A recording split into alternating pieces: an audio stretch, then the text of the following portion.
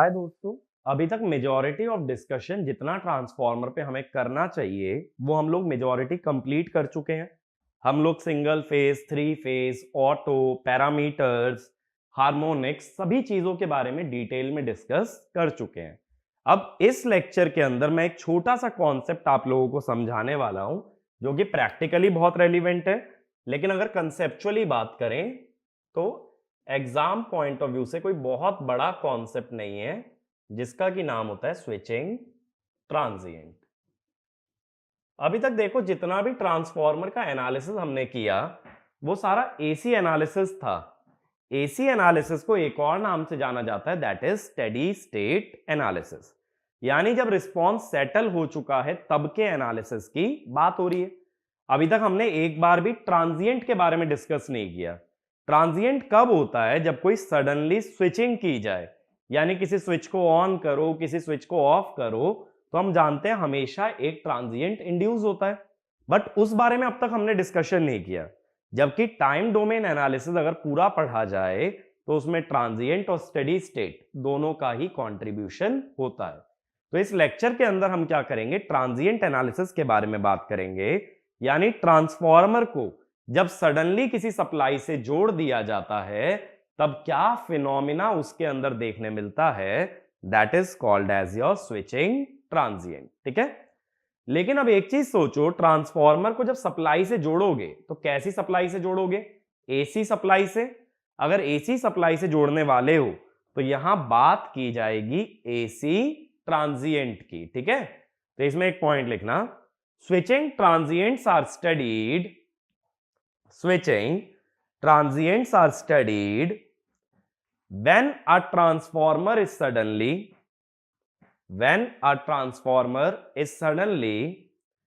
connected to supply, when a transformer is suddenly connected to supply by a switch, and since the supply is AC,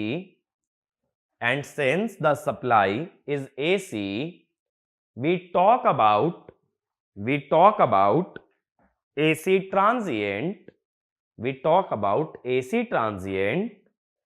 in transient behavior of transformer, AC transient in transient behavior of transformer। AC transient के बारे में बात करनी है। अब देखो हम लोग क्या कहते हैं कि ऐसा मान के चलो कि सेकेंडरी साइड अभी ओपन है। यानी मैं किस बारे में बात कर रहा हूं? नो लोड के बारे में। अब नो लोड में हम लोग ने क्या पढ़ा था कि ट्रांसफार्मर के अंदर दो करंट होते हैं, एक आई म्यू और एक I W. And since I mu is much greater than I W, तो हम लोग क्या कह देते हैं कि अभी के लिए आई डब्ल्यू को इग्नोर कर दो। अगर सिर्फ आई म्यू कंसीडर कर रहे हो तो ट्रांसफार्मर का मॉडल कैसे ले रहे हो? एक इंडक्टर की तरह। तो हम क्या बोल देंगे? Transformer behaves as an inductor. लेकिन देखो यहां मुझे सैचुरेशन के बारे में भी बात करनी है, तो मैं लीनियर नेचर नहीं ले सकता। लीनियर नेचर लेने का मतलब है कि अगर लीनियर मैग्नेटाइजेशन लिया जाए,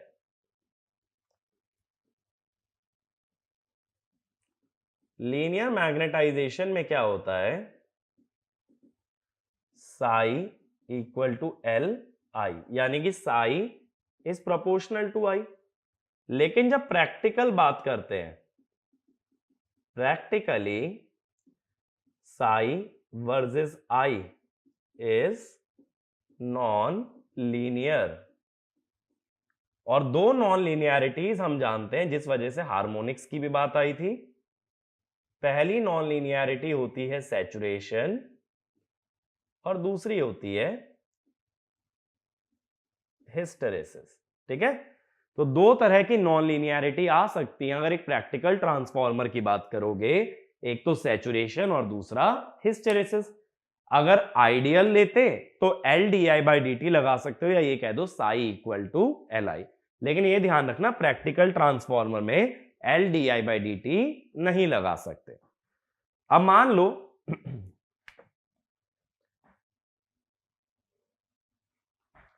ऐसा अगर हम माने कि जो सप्लाई वोल्टेज हम लगा रहे हैं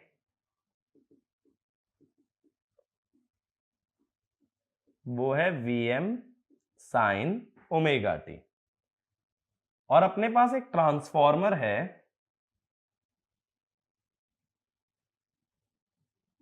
देखो,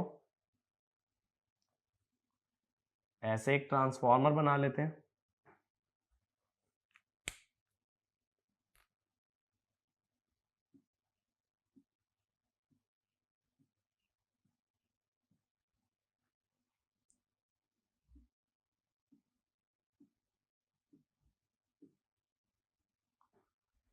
और यहां पे एक स्विच है, ये है अपनी सप्लाई, और सेकेंडरी साइड हमने रखी है ओपन। अब सपोज ये स्विच को मैं क्लोज कर रहा हूं एट टी नॉट। अब मुझे बात करनी है कि इस ट्रांसफॉर्मर के अंदर क्या फिनोमिना होगा जबकि स्विच को क्लोज किया जा रहा है at T equal to T naught. अब देखो मैं क्या बोलता हूं, ये जो सप्लाई है अगर सिर्फ ये एक इंडक्टर की तरह बिहेव कर रहा है तो वोल्टेज को लिख सकते हो N D phi by D T. इसका मतलब D phi is Vm sin omega T by N D T. अगर ओमेगा टी के रेस्पेक्ट में इंटीग्रेट करना है तो ओमेगा से मल्टीप्लाई डिवाइड कर दो, ठीक है, ये हुआ।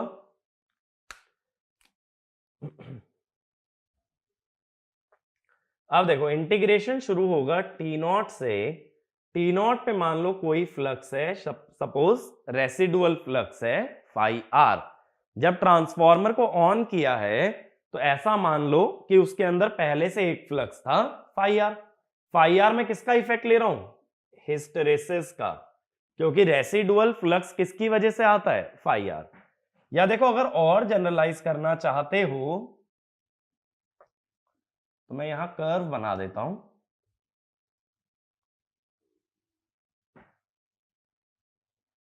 ऐसे ही होता है ना कर्व, ये वैल्यू माइनस फाई आर और ये वैल्यू प्लस फाई आर।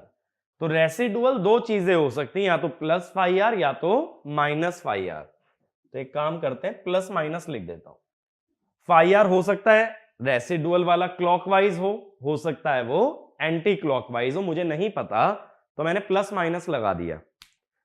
अब मैं किसी टी टाइम पे फ्लक्स निकालना चाहता हूं भाई, टी टाइम पे फाई पता करना है।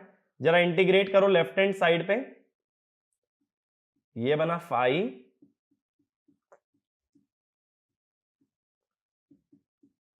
साइन का इंटीग्रेशन कॉस, कॉस अगर करोगे साइन का इंटीग्रेशन माइनस कॉस होगा, सॉरी,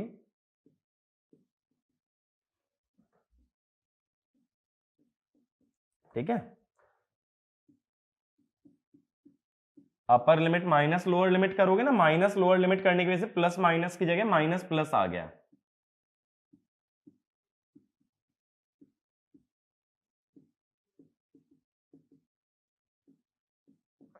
ठीक है। इसको राइट हैंड साइड ले जाओ,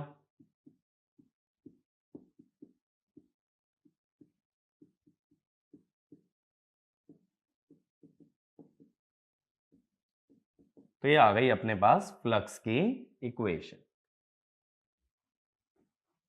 ये बात क्लियर हुई, ये फ्लक्स की इक्वेशन आ गई अपने पास। अब देखो मेरी एक्सपेक्टेशन क्या होती है, अगर मैं फेजर डायग्राम से सोचूं, फेजर डायग्राम स्टेडी स्टेट में बनता है ना, एसी एनालिसिस पूरा ही स्टेडी स्टेट का एनालिसिस है भाई। अभी इस इक्वेशन को यहीं लिखा रहने दो, अगर मैं तुम्हें फेजर डायग्राम दिखाऊं जो हम ऑलरेडी सिंगल फेज ट्रांसफॉर्मर के लिए कवर कर चुके हैं, उस लॉजिक से कुछ ऐसा था, फाई आई म्यू V1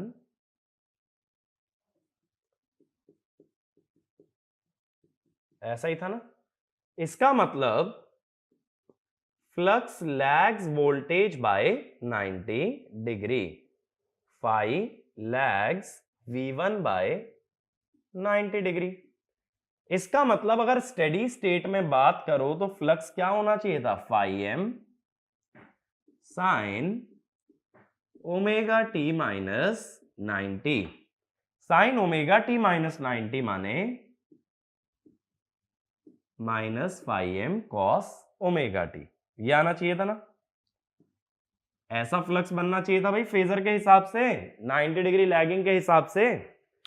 अब बात है दोनों इक्वेशन सेम नहीं आ रही। फेजर के हिसाब से जो इक्वेशन निकाली यानी स्टेडी स्टेट जो निकाली वो है minus phi M cos omega T, और अभी जो हमने इक्वेशन निकाली है उसमें तो कुछ अलग ही कहानी है। तो उस इक्वेशन की क्या कहानी है भाई, देखें। उस इक्वेशन के हिसाब से जो अपने पास फ्लक्स आया है, इसमें ना क्या करो, ये Vm बाय ओमेगा एन जो है ना यही फाई एम है।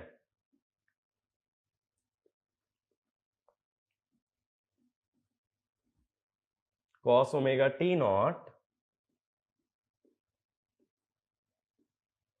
ठीक है। अब स्टेडी स्टेट वाली इक्वेशन कहती है सिर्फ इतना आना चाहिए था, minus phi M cos omega T. ये फाई एम जो है ये Vm बाय ओमेगा एन ही है, ठीक है, और कुछ नहीं है। तो ये कहती है सिर्फ minus phi M cos omega T आना चाहिए था, यानी ये क्या था, ये वाला पार्ट है स्टेडी स्टेट। कोई भी फंक्शन के दो पार्ट्स होते हैं, एक ट्रांजिएंट और एक स्टेडी स्टेट। यानी ये शुरुआत वाला पार्ट हमें क्या बता रहा है, that is telling us the transient. यानी जब ट्रांसफॉर्मर को सडनली स्विच ऑन किया जाता है तो उसके फ्लक्स में सिर्फ स्टेडी स्टेट नहीं, एक ट्रांजिएंट बिहेवियर भी प्रोड्यूस होता है। मेरी बात क्लियर हुई, ठीक है। तो एक पॉइंट लिखना, when a transformer is suddenly switched on to a supply, when a transformer is suddenly switched on to a supply, the flux contains an additional transient term,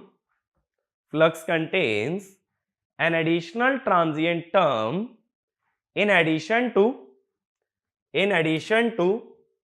the steady state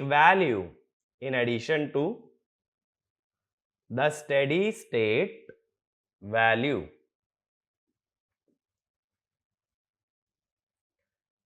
अब देखो कहानी ऐसी है कि voltage तो sinusoidal मानी गई है,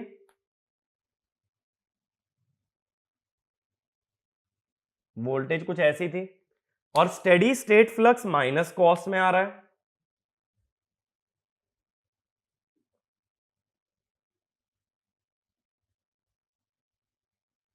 ऐसे आ रहा है,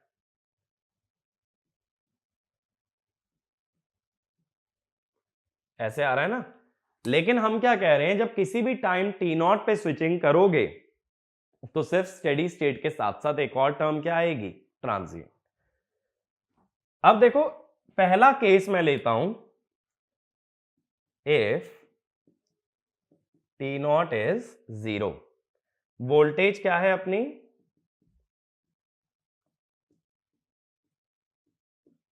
तो वोल्टेज टी नॉट पे कितनी होगी, टी नॉट 0 है ना, तो यहां 0 पुट करना जरा, साइन 0 0, यानी कि ट्रांसफॉर्मर इज स्विच्ड ऑन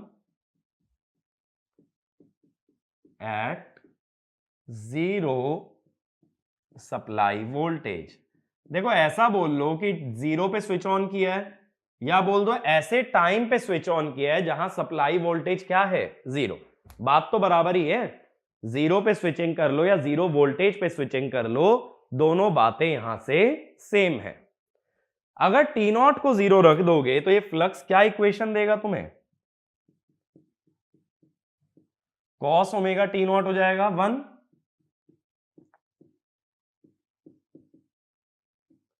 ये आ गया। ठीक है, अब इसका क्या मतलब है,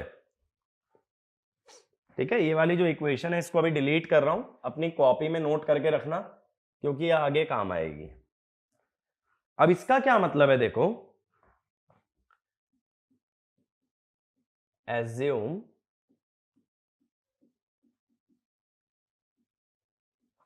अभी के लिए रेसिडुअल फ्लक्स को 0 मान रहे हैं, ठीक है, अभी के लिए सिर्फ रेसिडुअल फ्लक्स को 0 मान रहे हैं, वापस मैं इस पे लौट के आऊंगा।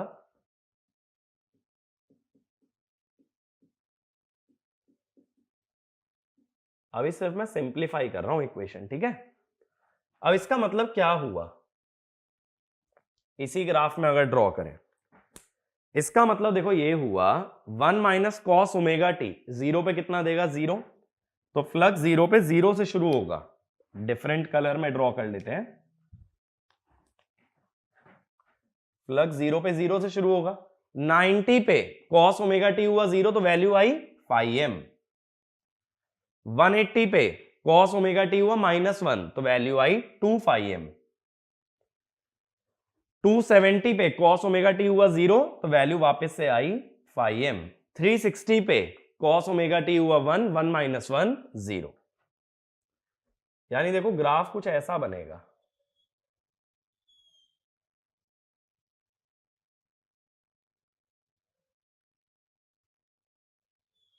इस टाइप से, और ये जो वैल्यू है ये जा रही है 2 φm तक, ठीक है।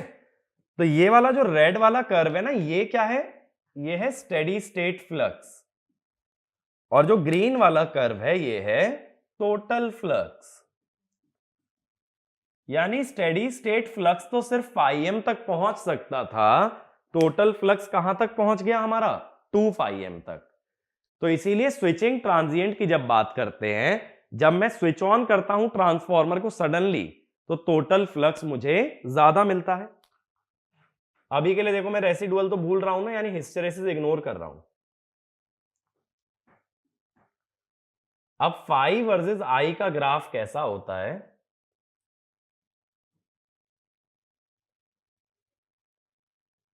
कुछ इस टाइप से होता है। यूजुअली हम लोग सैचुरेशन के बहुत करीब ऑपरेट करते हैं, मान लो ये है φm।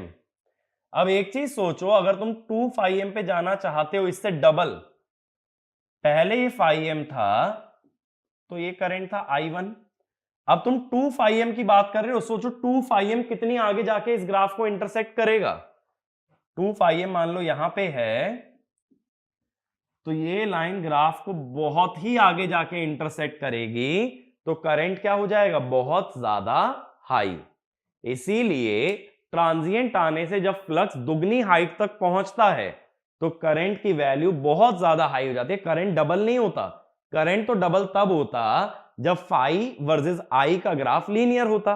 भाई वाई और एक्स का ग्राफ अगर लीनियर है, एक्स डबल तो वाई भी डबल, लेकिन सैचुरेशन के कारण फ्लक्स तो डबल हो गया बट करंट बहुत ही ज्यादा हाई हो जाएगा, और यही कहलाता है इनरश करंट। इनरश करंट क्या होता है, the high current drawn by the transformer due to doubling of the flux, flux double हो रहा है ना, तो due to doubling of the flux is called as inrush current. तो ये पॉइंट लिखना, due to transient, due to transient the flux produced, due to transient, the flux produced has a peak value, the flux produced has a peak value double, has a peak value double that of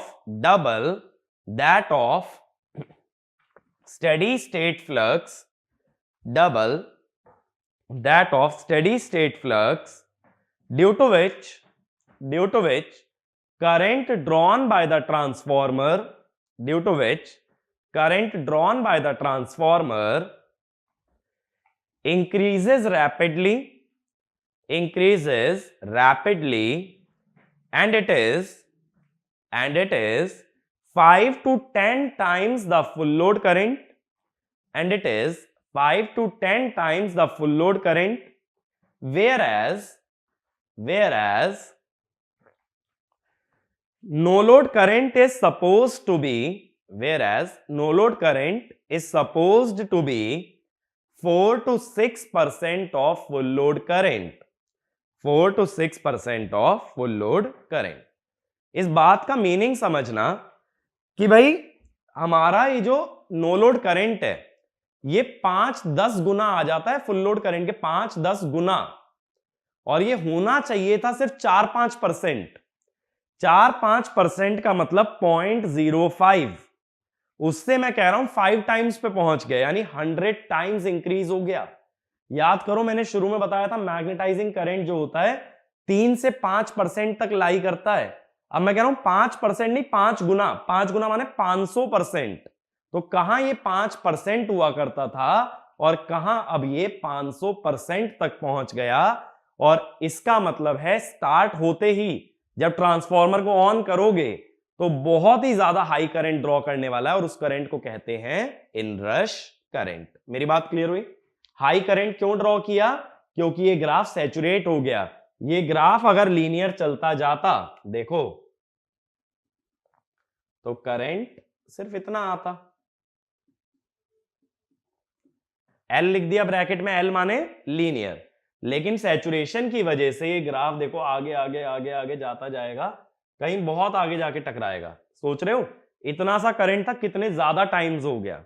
exactly मैं यहां 100 times नहीं दिखा पाऊंगा क्योंकि ये graph exact नहीं है, but एक प्रैक्टिकल केस की बात करते हैं ना, तो करंट तकरीबन 100 गुना बढ़ जाता है। और यही नुकसान होता है स्विचिंग ट्रांजिएंट का कि बहुत ही हाई करंट ट्रांसफार्मर ड्रॉ करने लगता है। मेरी बात क्लियर हुई?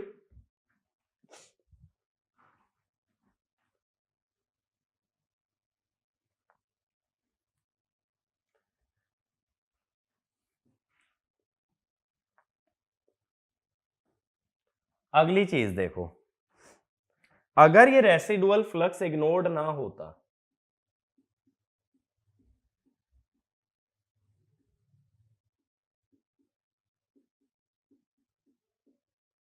तो फाई कितना आया था?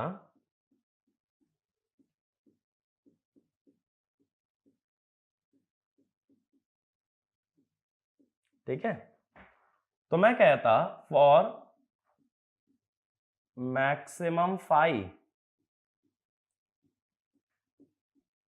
Cos omega T equal to -1, या ओमेगा टी को रख दो पाई, तो फाई की मैक्सिमम वैल्यू कितनी हो जाती?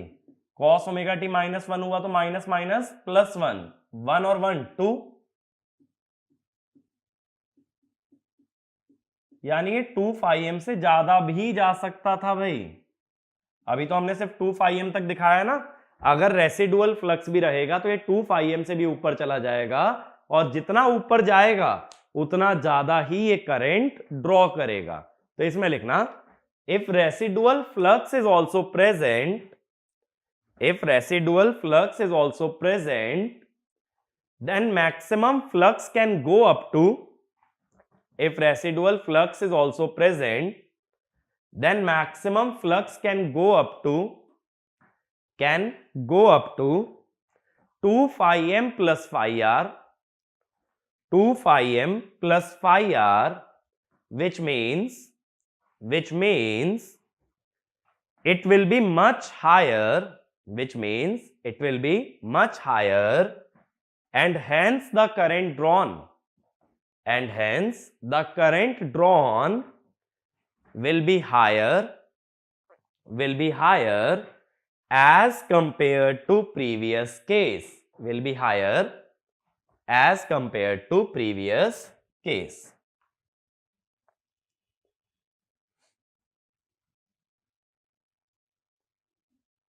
ठीक है भाई।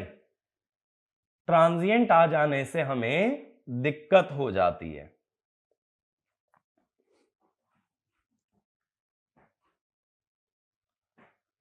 तो बस ये ध्यान रखो रेसिडुअल फ्लक्स से क्या होता है कि फ्लक्स और ज्यादा हाई आ सकता है।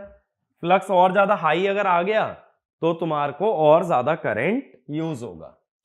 अब देखो सबसे पहली चीज, थोड़ा सा वापस चलते हैं। मैंने फ्लक्स की इक्वेशन क्या लिखी थी अभी?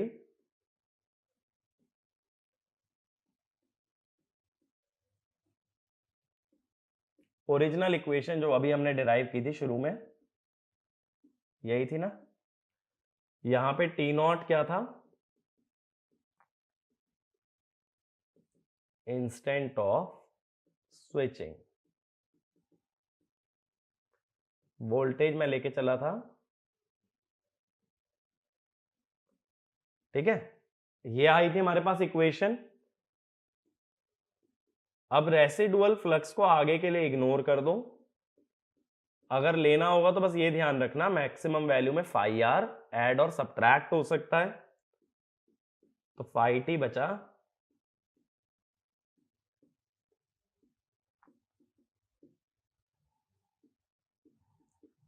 ठीक है ना। ये मेरी बात क्लियर हुई। अब इसमें ट्रांजिएंट वाला पार्ट कितना है और स्टेडी स्टेट वाला पार्ट कितना था?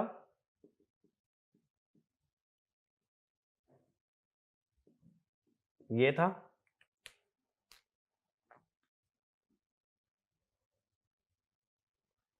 अब देखो अगर हम कहें कि for worst case transient,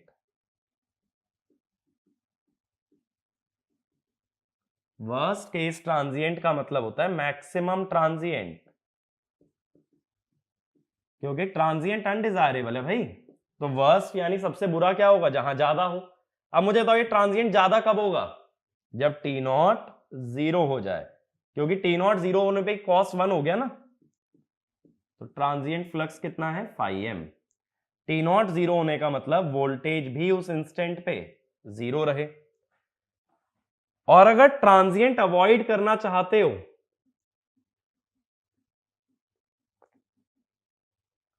for transient free response, मैं चाहता ही नहीं ट्रांजिएंट आए, तो ओमेगा टी नॉट क्या हो जाए?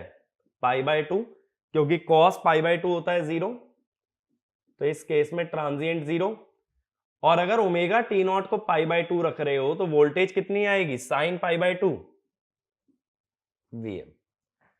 अब देखो यहां से एक चीज मुझे समझ आई, अगर मैं जीरो वोल्टेज पे ऑन कर दूं तो मैक्सिमम ट्रांजिएंट, मैक्सिमम वोल्टेज पे ऑन कर दूं तो जीरो ट्रांजिएंट। तो ये वाला पॉइंट लिखो, बहुत ही इंपॉर्टेंट पॉइंट है।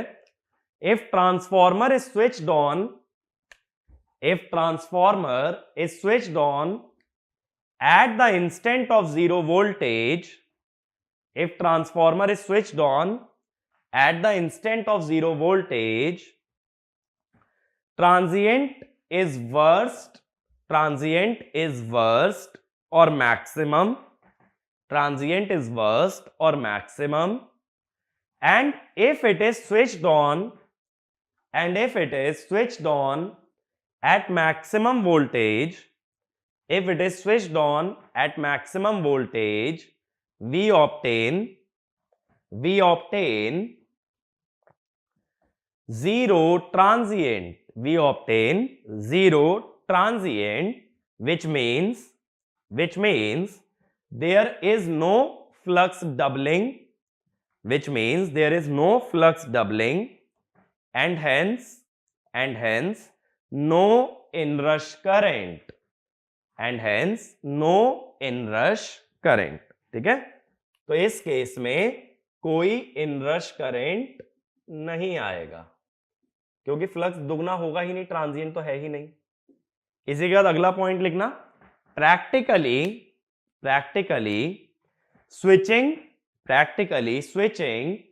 lies somewhere between zero and maximum voltage, somewhere between zero and maximum voltage, due to which transient is neither zero, due to which transient is neither zero nor maximum, neither zero nor maximum, ठीक है, इन दोनों के बीच का कोई case चलता है। But बहुत बार ना एग्जाम पॉइंट ऑफ व्यू से अगर सोचूं मैं, तो मैं ये पूछ सकता हूं वर्स्ट केस ट्रांजिएंट कब होगा या ट्रांजिएंट फ्री रिस्पॉन्स कब आएगा, ठीक है। इतनी बात क्लियर हुई।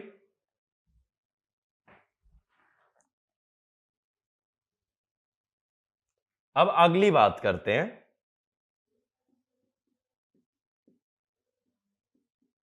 अगर मैक्सिमम ट्रांजिएंट ले रहे हो तो टी नॉट जीरो रख रहे हो ना, तो फाई टी हो जाता है phi M 1 minus cos omega T.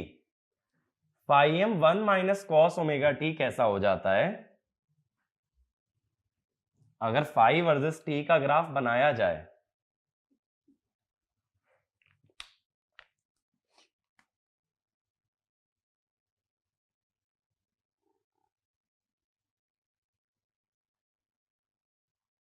ठीक है, ये जो ग्राफ है इसकी एवरेज वैल्यू होती है फाई एम और इसकी पीक वैल्यू होती है 2 फाई एम। यही तो मैंने बोला था ना अभी डबल तक जा रहा है, तो ग्राफ ऐसे ऑसिलेट करता है। और हम ये जानते हैं अगर ग्राफ ऐसा आ रहा है तो जो मैग्नेटाइजिंग करंट आएगा, मैग्नेटाइजिंग करंट जो बनने वाला है वो कैसा बनेगा भाई, वो बनेगा पीकी। पीकी बनेगा ना, अगर फ्लक्स साइनोसोइडल आ रहा है तो करंट कैसा बनेगा, पीकी। तो जो करंट की वेवफॉर्म आनी चाहिए आइडियली,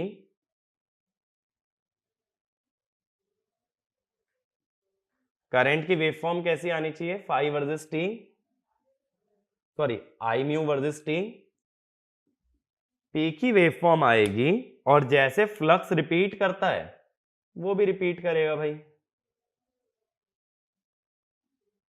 पी की वेवफॉर्म आ रही है ना, और अब ये जो वेवफॉर्म है it is not half wave symmetric, ऊपर और नीचे बराबर एक जैसी वेवफॉर्म नहीं आ रही।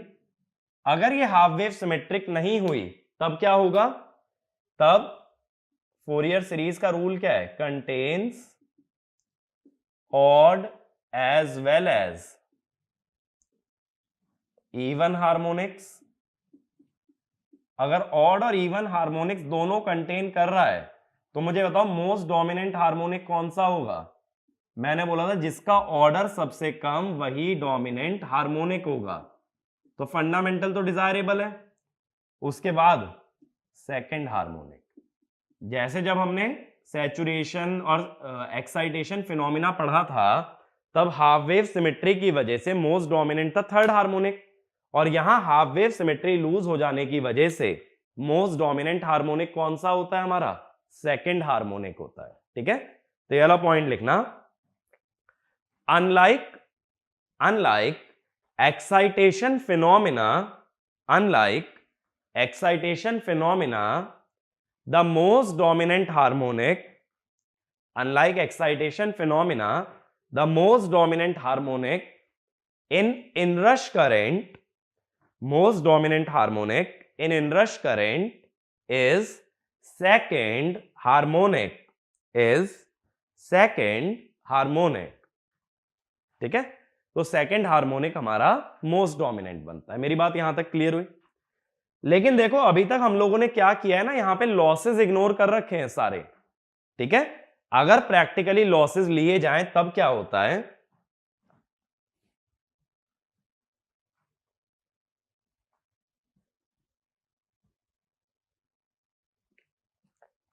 अगर लॉसेस लेते हैं ना तो ये ट्रांजिएंट धीरे धीरे डाई आउट हो जाता है, यानी ट्रांजिएंट फिर फाई एम नहीं रहेगा कांस्टेंट, ट्रांजिएंट लगातार डीके करेगा।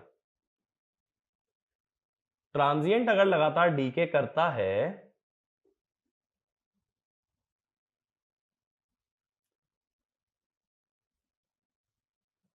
तो ग्राफ ना कुछ ऐसा बनता है, देखो बताता हूं मैं। ट्रांजिएंट अगर लगातार डीके करेगा ना तो ग्राफ हमारा जो है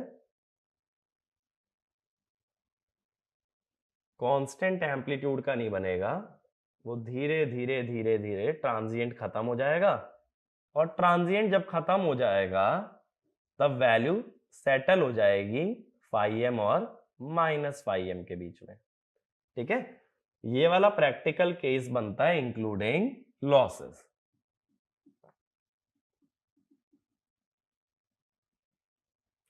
ठीक है, तो ये वाला केस जो है ये तब है जब लॉसेस इग्नोर्ड हो, और वो वेवफॉर्म तब बनती है जब लॉसेस कंसीडर होते हैं। यानी ट्रांजिएंट अगर प्रैक्टिकली बात करें तो समय के साथ धीरे धीरे डाई आउट होके ऑटोमेटिकली खत्म हो जाएगा। ऐसा हो ही नहीं सकता कि ट्रांजिएंट कभी खत्म ही ना हो, वो तो इम्पॉसिबल सी चीज है। तो इसका मतलब ये हुआ इनरश करंट सिर्फ उतनी देर तक टिकेगा जब तक ट्रांजिएंट है, और एक बार ट्रांजिएंट डाई आउट हो गया तो इनरश करंट भी अपने आप खत्म हो जाएगा। तो इनरश करंट डेंजरस नहीं होता बट अनअवॉइडेबल होता है। अनअवॉइडेबल क्यों है?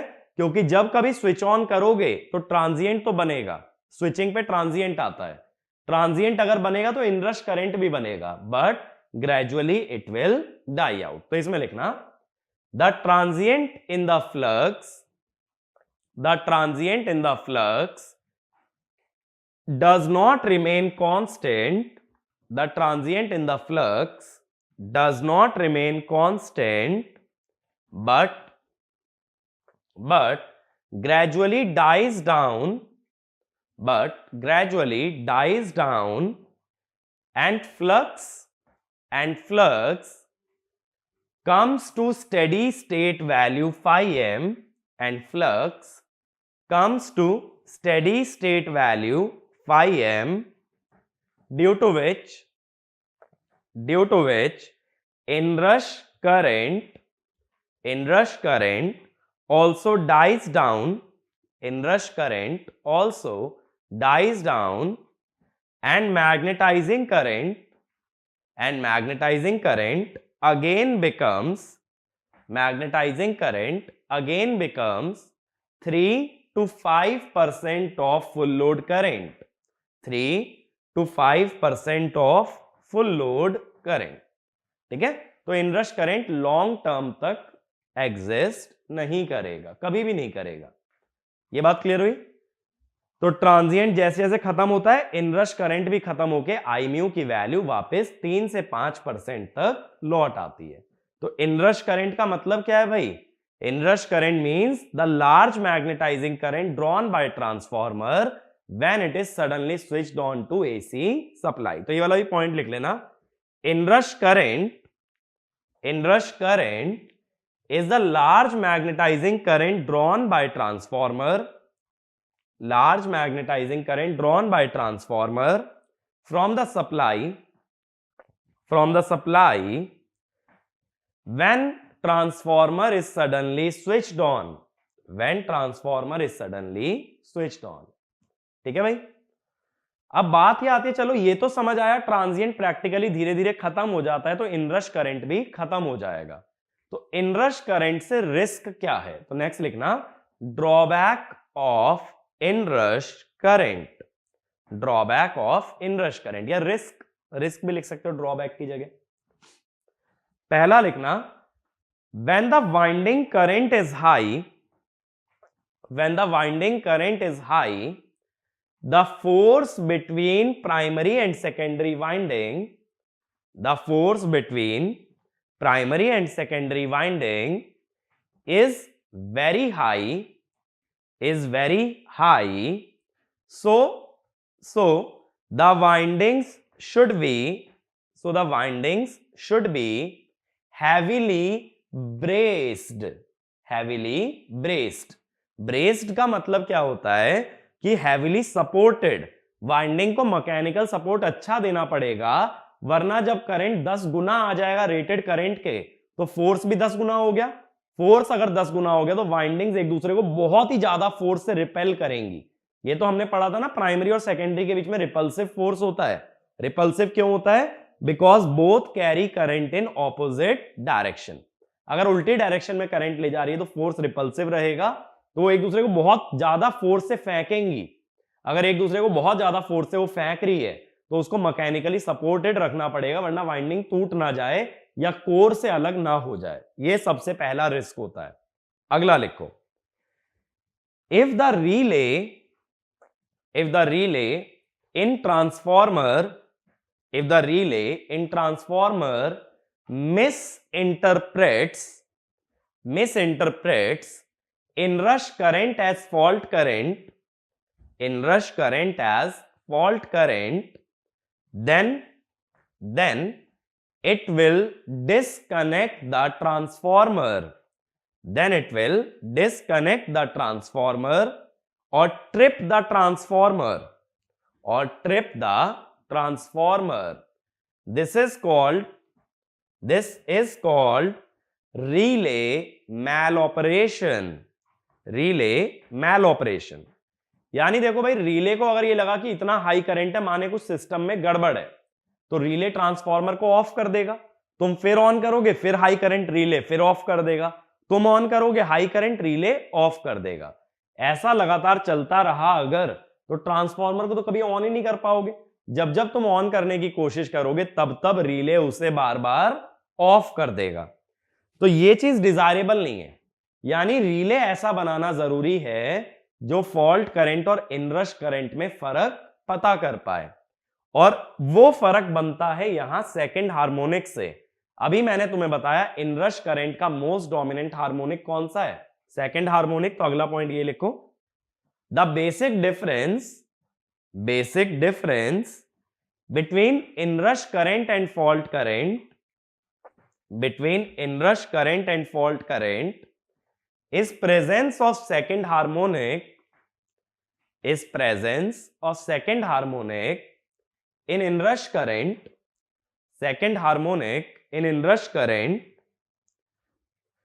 So we use a harmonic restraint differential relay where restraining coil is biased with second harmonic। अभी इस पॉइंट पे ज्यादा डिटेल में मत जाओ। जब डिफरेंशियल रिले पढ़ोगे तो समझ जाओगे रीस्ट्रेनिंग कॉइल कौन सी होती है और उसमें कौन सा करंट भेजना है, सेकंड हार्मोनिक। तो अगर सेकंड हार्मोनिक हुआ ही नहीं, एक चीज सोचो, देखो ऐसे समझना, रीस्ट्रेनिंग कॉइल का काम है रिले को रोकना, उसमें तुम सेकंड हार्मोनिक भेज रहे हो। अगर करंट में सेकंड हार्मोनिक हुआ तो रिले को रोक लेगी। यानी किस करंट पे रोक लेगी, इनरश करंट पे। फॉल्ट में सेकंड हार्मोनिक नहीं होता, तो जैसे ही फॉल्ट आया और सेकंड हार्मोनिक नहीं था तो रीस्ट्रेनिंग कॉइल रोक नहीं पाएगी, तो रिले ऑपरेट कर जाएगा। तो फॉल्ट करंट के लिए तो नहीं रोकेगी क्योंकि उसमें सेकंड हार्मोनिक है ही नहीं, और इनरश करंट में सेकंड हार्मोनिक है, तो रीस्ट्रेनिंग कॉइल रिले को रोक लेगी, और इस तरह से रिले के ऑपरेशन को रोक सकते हैं for the case of inrush current. मेरी बात समझ आई? इसीलिए ये रिले का यूज होता है। बस इसका नाम याद रखना, इसका वर्किंग वगैरह नहीं पूछते हैं, बट ये ध्यान रखना हार्मोनिक रीस्ट्रेन डिफरेंशियल रिले कहां यूज होता है, ट्रांसफार्मर में। क्यों यूज होता है, to differentiate between fault current and inrush current. ठीक है, तो इनरश करंट खुद में खत्म हो जाता है, बट वाइंडिंग्स की ब्रेसिंग या सपोर्ट अच्छा रखना पड़ेगा, और रिले ऐसा लगाओ जो इनरश करंट और फॉल्ट करंट में फर्क पता कर पाए। ठीक है ना, तो इनरश करंट में ज्यादा चीजें याद रखने की जरूरत नहीं है। बस ये याद रखो कि जब स्विचिंग करते हैं सडनली, तो एक हैवी करंट फ्लो करता है। वो क्यों करता है, क्योंकि हाई फ्लक्स आता है, और फ्लक्स हाई होगा तो सैचुरेशन के कारण करंट भी बहुत ज्यादा हाई बनेगा। ठीक है, तो ये सारी बातें कंसेप्चुअली इंपॉर्टेंट है। इसके अलावा ये बात याद रखनी है, ट्रांजिएंट फ्री और वर्स्ट केस ट्रांजिएंट, ये चीजें पूछी जा सकती हैं, बट इससे ज्यादा डिटेलिंग की हमें जरूरत नहीं पड़ती है। ठीक है, तो ट्रांसफॉर्मर के अंदर इतना ही। अब इसमें देखो न्यूमेरिकल बहुत अच्छे से तैयार कर लेना, सारे कंसेप्ट तुम्हारे कवर्ड होने चाहिए, और हर तरह का न्यूमेरिकल तुम्हें टैकल करना आना चाहिए। और न्यूमेरिकल्स उतने ही तैयार करो जिस एग्जाम को टारगेट कर रहे हो, उसी के रेलिवेंट न्यूमेरिकल तैयार करने हैं। हर तरह का न्यूमेरिकल का मतलब है जो तुम्हारे एग्जाम में पूछा जाने वाला है। ठीक है, तो ट्रांसफॉर्मर के अंदर इतना ही। आगे जो बातें करेंगे, अब हम रोटेटिंग मशीन्स के बारे में करेंगे, तो उनकी जनरल कॉन्सेप्ट्स भी देखेंगे और फिर बाद में मशीन बाय मशीन भी आगे बढ़ेंगे। ठीक है, तो मिलते हैं अगले टॉपिक के अंदर। Thank you.